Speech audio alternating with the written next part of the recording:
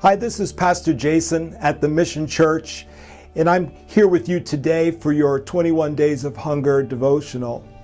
And this picture that's behind me was given to me by my wife Irene when I first started working here at the Mission Church full-time about 6 years ago.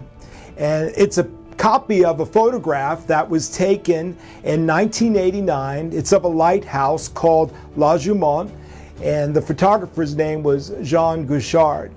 This lighthouse resides off of the westernmost point of land off of northern France, the northern coast of France, and is considered to be a heavily trafficked sea lane. It's considered to be one of the most dangerous sections of sea in all of Europe. And the man in the photograph was actually there.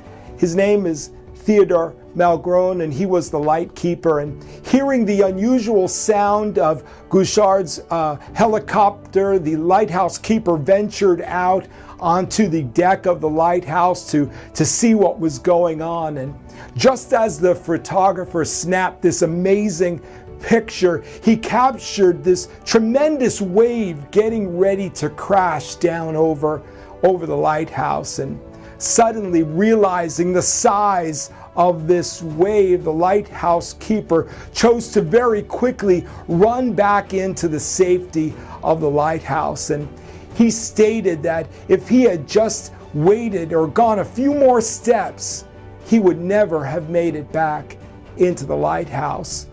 But today the lighthouse keeper has survived, and this beautiful lighthouse still stands.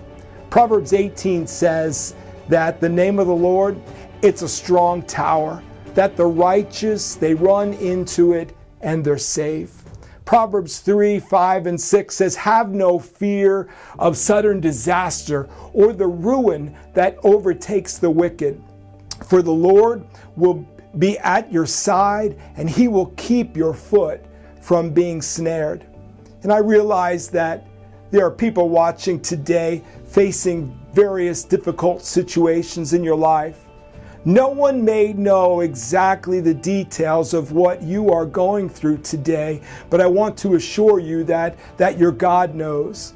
And when you run to him, you will be safe.